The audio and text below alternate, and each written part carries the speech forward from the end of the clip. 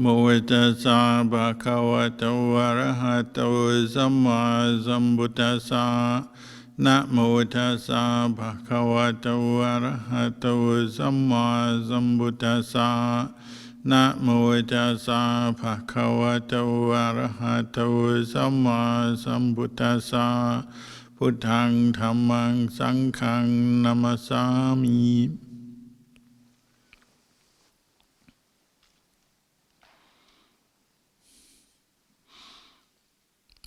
Blessings.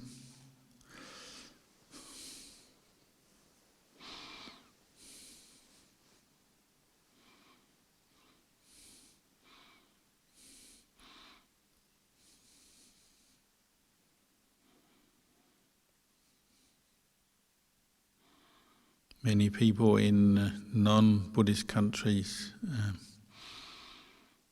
become interested in Buddhism and the Buddhist teachings through the practice of meditation.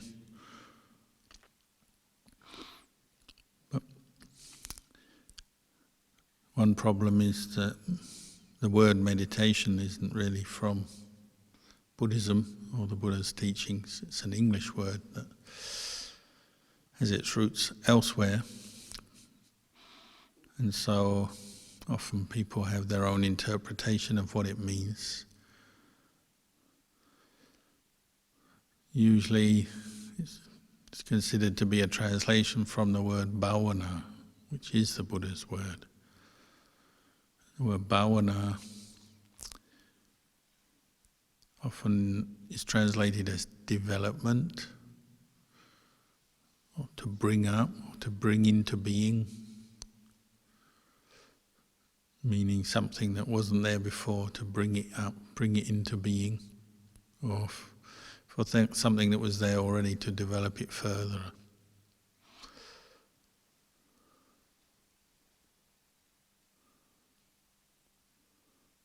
But it's also a very broad topic in the sense, meditation as a word often gives you the picture of somebody sitting there with their eyes closed, doing something, maybe practicing mindfulness of the breathing or some other meditation object, reciting a word, visualizing something.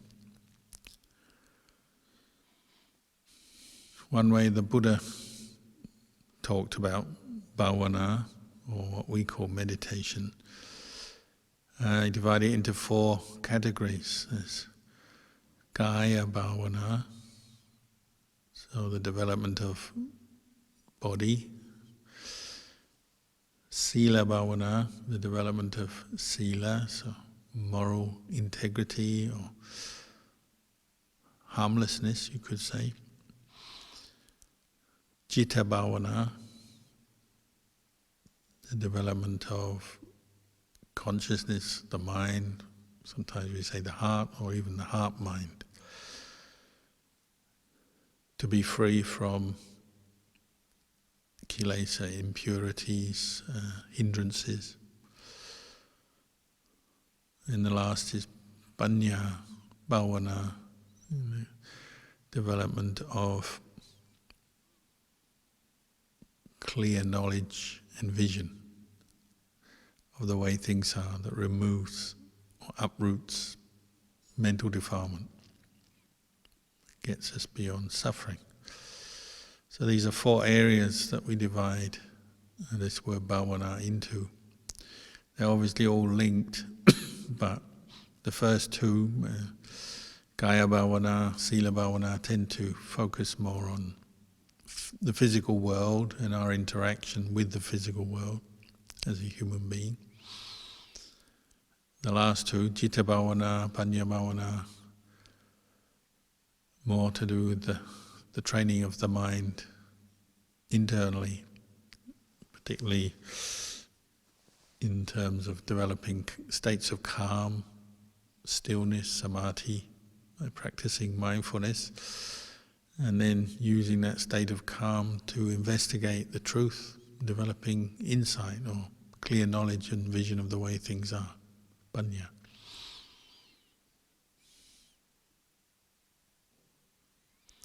When we say Kaya Bhavana, the body, development of the body, doesn't just mean this physical body, but also how we relate to the world with the body.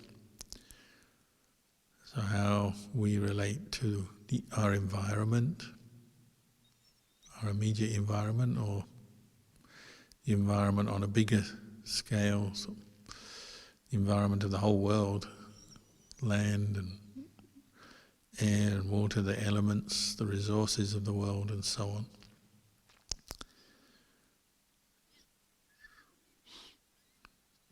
So basically, with Kaya Bhavana, the Buddha encouraged us to practice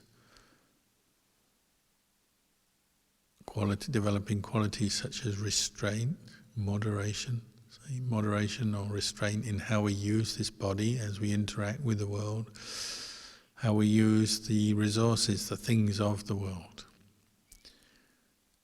So basic reflection for Kaya Bhavana might be how much I eat every day, how much I use up of material things. Because these are obviously finite. So even if you have a lot of wealth and means to accumulate wealth, then you still, if you're practicing Kaya Bhavana, you'll be considering every day, how much do I need as a human being to eat, to be healthy, to be protected from the weather. So in terms of clothing, housing, accommodation, food, things we consume. We have to think about what is supportive of the practice and what is leading on to maybe distraction or taking us away from training this mind to abandon defilement and suffering. Obviously, if you spend all your life just pursuing wealth, always seeking to get more, then you are not really practicing Kaya Bhavana. You're just thinking of how to get as much as possible. Maybe out of fear or insecurity you might do that. But if you're following the Buddhist path, the Buddha encouraged us to practice restraint, mindfulness, awareness of how much we consume every day, and to manage that with wisdom and restraint so that we don't indulge, and we don't even, perhaps in a more subtle way, so we don't harm ourselves by overindulging certain things. Yeah. Thinking about what we consume. Maybe sometimes we can eat the wrong kinds of food or the wrong amount of food. Some people eat too little, some people too much. But also the food you eat, is it healthy for you and your body? Because people's body varies. Some people need more of one thing, others more of another. How much we sleep, how much we eat, how much we consume in terms of clothing, accommodation, and various furnishings, accessories and so on that we use. That's part of our practice of bhavana of this body, using the material world to support the practice of Dhamma, rather than say as an end in itself. All of that requires some attention and wise reflection to look at that relationship between what we use and consume and the world around us, and then training our mind to abandon defilements rooted in greed, anger, delusion, attachment. So Ajahn Chah would have simple teachings to help with that. Say if you're in a monastery, you'd say, if they bring a lot of requisites to the monastery, they offer sanghadana, they offer a lot of food and other things, you take a little. Or if they bring very little food and very few requisites, you take a little. So you've only really got one guideline.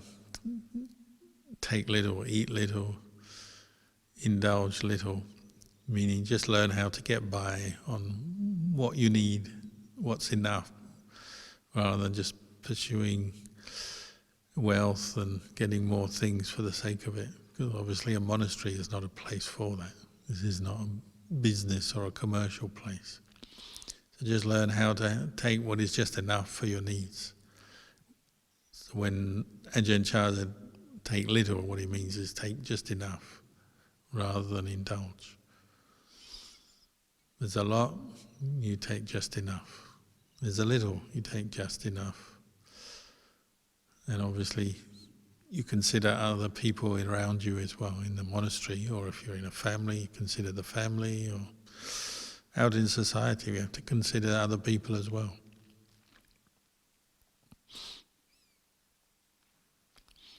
On a more profound level maybe, Gaya Bhavana also involves how we relate to the world through our senses, because how do you link this mind and this body with the world around? It's through our 5 external senses, isn't it? Eyes see forms, ears that hear, the nose that smells, the tongue that tastes, the skin that touches and experiences what we call tactile sensations. These 5 senses are how we link to the world, and we receive objects, sense objects through these 5 senses. That's part of Gaya Bhavana, being aware, establishing mindfulness, restraint, composure enough to be aware of seeing, hearing, tasting, smelling, touching.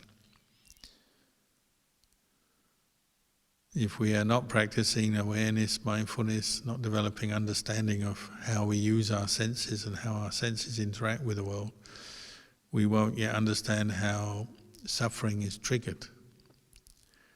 As you see, as you look at something, say, our eyes are our kind of number one sense. We're always looking at things while we're awake. Various things are going on, aren't they? You look at something, it may be more neutral, so you feel fairly neutral, neither pleasant nor unpleasant. Some things stimulate aversion. You look at something that you don't like the look of, it doesn't agree with you in some way. It could be an ugly scene, or it could be something that doesn't suit you. So say you want a tidy space and you see an untidy space, then you're not happy by seeing that. Or a person that doesn't agree with you because they've caused you some pain or discomfort in the past, you see them and aversion arises. Or seeing gives rise to pleasurable feeling, pleasant experience, and then the desire for that, wanting it, wanting to hold on to it, wanting more of it.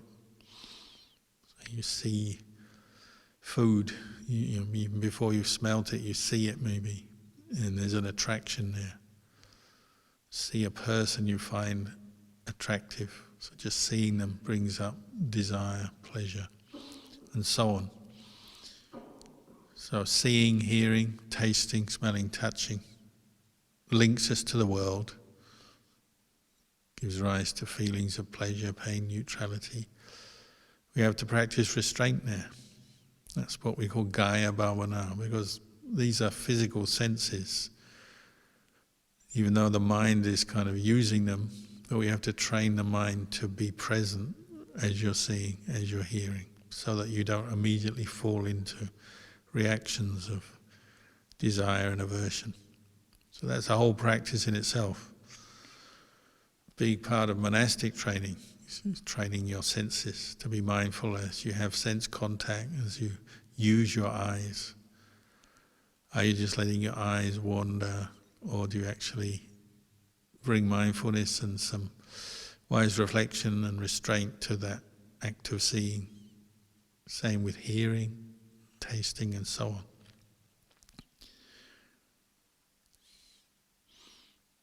Some people, when they say they're going to meditate, that involves listening to music and sound meditation, or particularly music of different kinds, even what we call meditation music, which may have a calming effect on the mind, but one of the dangers is it tends to stimulate sensual desire.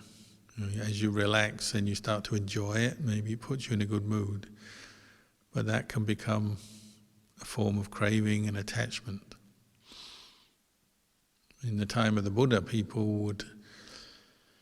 monks and nuns would, practicing Gaya Bhavana, they would hear music, and it could be the basis for insight into the three characteristics. They already have a good well-established mindfulness perhaps, and they hear somebody singing or someone playing a lute, and they reflect on the sound, even though it may be a pleasant sound, but they reflect on the impermanence of it and cause and conditioned nature of the sound. You have a sound, you have an ear to hear it. It may be a pleasant sound. If anything is interrupted there, if the ear is not working or another sound counteracts the first pleasant sound, or the sound stops because somebody stops singing or stops plucking their lute, it can stop very quickly. So sound is impermanent. And you need to be mindful of your hearing to discern that. You have to investigate, is this permanent or not? Is it self or not? But doing that, some people became enlightened. A few notable cases, I think it was Venerable Tissa became enlightened hearing a girl collecting lotus flowers at the lotus pond. She was singing about how they're impermanent and how life is impermanent, just like a lotus flower. It's beautiful, but gradually it fades and dies away. Life is the same. We grow up in the world, and in our youth we're very proud and happy to be young and healthy, and then gradually we age and eventually we die. Like a lotus, withers away and dies. So reflecting on the sound, reflecting on the meaning of the words, Tissa became enlightened, hearing music. So he wasn't using it as a way just to relax, as people tend to. He's actually using it as a basis for insight. You might say vipassana. That would be bhavana with panya, panya bhavana, insight, meditation, or the development of insight into the three characteristics.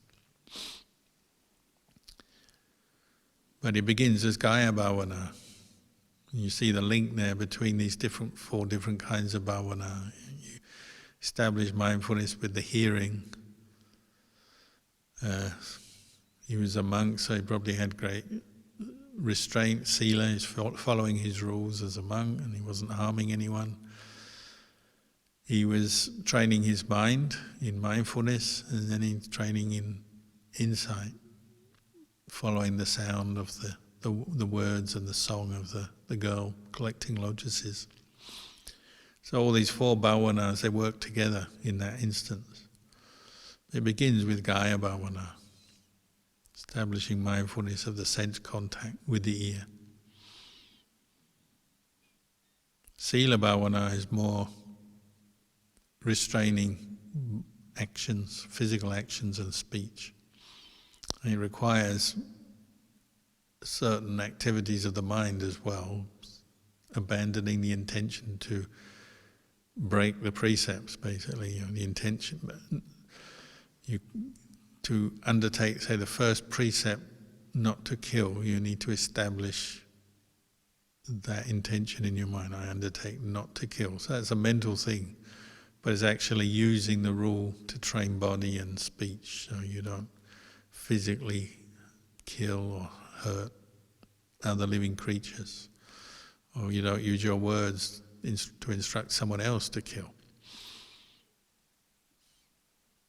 That's Sila Bhavana, developing moral restraint, or you could just say harmlessness in your speech, your actions, undertaking not to kill, to steal, commit acts of sexual misconduct, not to lie or abuse others through speech, not to take intoxicants. That all requires a certain discipline of body and speech with the intention of harmlessness, not to harm others or oneself. That's something you have to develop, isn't it? Because obviously, as you go through life, you may undertake to keep precepts once and to live in a harmless way, but different situations trigger more unskillful behavior, temptation or provocation or just lapses of awareness, and we fall back into old habits. So I need to develop sort of sense of awareness of what is harmful and what is harmless behavior. And then this sense of integrity or conscience or integrity, so you don't give in to any negative desires that would lead you to harm others through action or speech. What we call hiriotapa, a sense of shame and an awareness of the consequences of unskillful actions and refraining from them because of that sense of shame and just awareness of the consequences.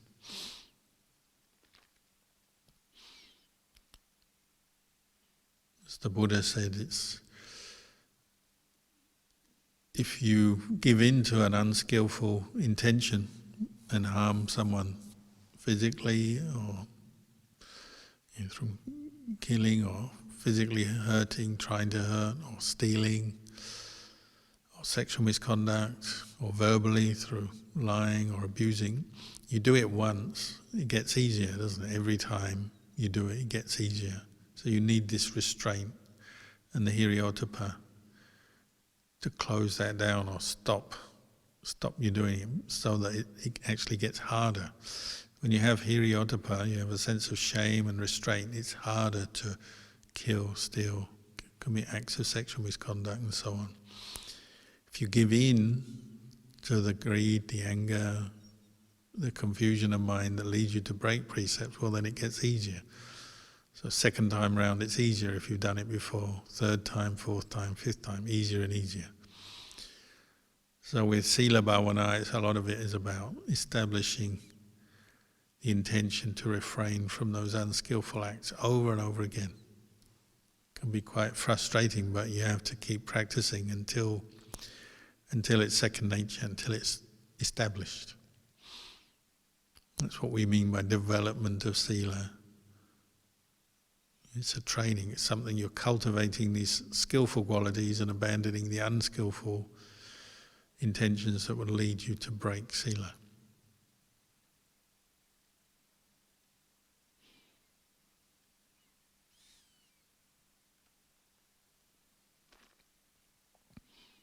Citta Bhavana particularly is what we associate with meditation in the Western or the non-Buddhist sense. We tend to say, well, Citta Bhavana means sitting with your eyes closed, cross-legged, or walking meditation perhaps, training the mind to bring up the quality of mindfulness and abandon unskillful, unwholesome states of mind, what we call the 5 hindrances. Whatever method you use, whether it's anapanasati or mindfulness of the body or cultivating the Brahmaviharas, metta, karuna, mudita, upekkha, all of these and all the other meditation objects one can develop, to develop the quality of mindfulness, to make it strong and continuous, bring up the qualities, the factors of samadhi, vitakka, vichara, piti, sukha, ekaggata, and go beyond the hindrances, these negative states of mind that come up and keep interrupting our meditation, which make meditation so frustrating and tiring. We have to develop enough mindfulness, enough effort, enough clear comprehension, sampajanya, to go beyond the hindrances and keep doing it until it becomes a skill. Bhavana means cultivating or developing the mind until it's a skill, until you've gained something, like any other skill in life. Gaining more control, self-control. Just as Sila Bhavana, you're gaining control of your speech, your actions. Citta Bhavana, you're gaining control of your mind. So you can maintain mindfulness, you can abandon negative states, negative emotions that cause you suffering in the present moment. Greed, anger, delusion, sleepiness, fear, worry, anxiety, and so on. Panya Bhavana is developing the insight, clear knowledge and vision of the way things are to actually uproot greed, anger and delusion from the mind permanently. What we tend to call vipassana these days. But using the states of samadhi and calm and the mindfulness you're developing to investigate impermanence, unsatisfactoriness, not self. Or for short, you might just say suffering. Investigate it to uproot the causes of suffering.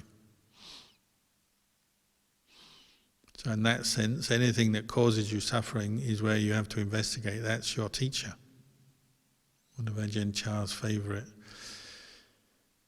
little phrases, anything that causes you suffering, irritation, anxiety, annoyance, is your teacher. That's where you need panya, wisdom, to see what you're clinging to, what you're identifying with. All our desires, negative desires, rooted in greed, anger, delusion, that agitate us so much. These are where panya has to see them and abandon them, let them go, give them up.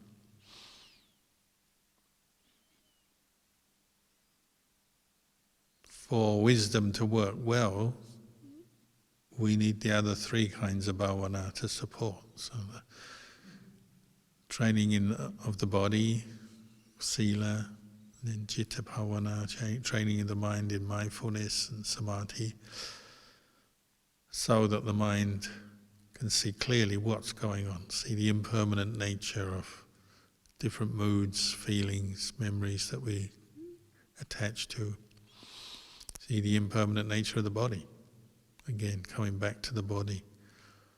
This body is subject to aging, sickness and death. It's not permanent and it's not something you can control. Even the mind is ultimately, the mind is just this quality of what knows, or the knowing. Everything else is impermanent, not self. All the moods, the mental activity, the knowledge, the ideas and concepts we have, they're all very temporary and ultimately not a self.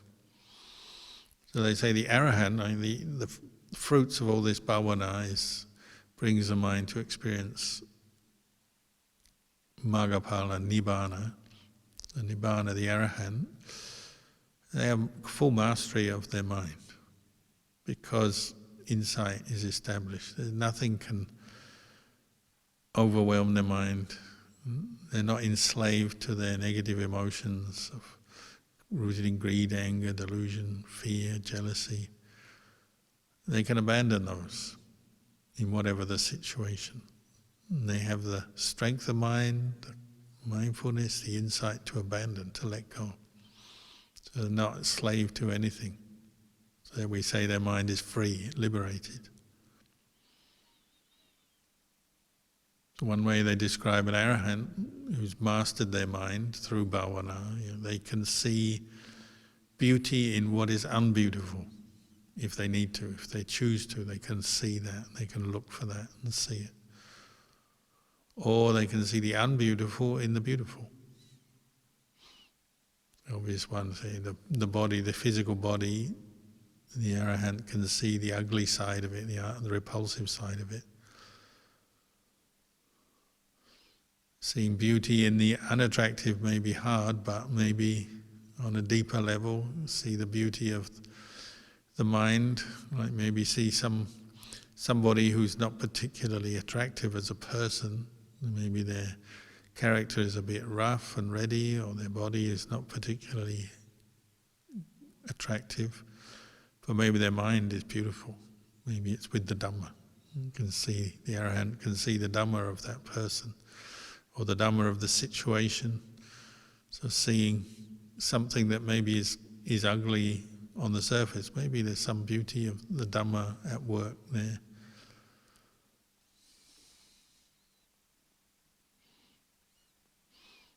So the Arahant can see the beautiful in the unbeautiful in the beautiful. They're not a slave to their perceptions. They can always see impermanence, even when something seems very solid and permanent. They see through that. They see not self. They have the perception of not self.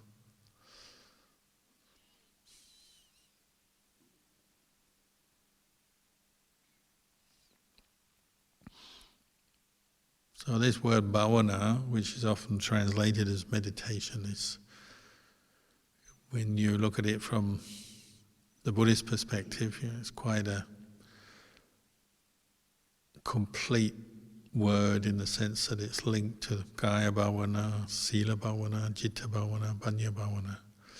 It's the whole system of training that the Buddha gave. It's not one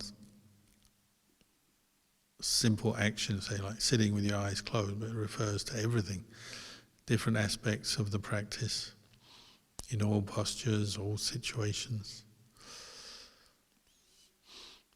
So anyway, that's a few reflections on the word bhavana tonight.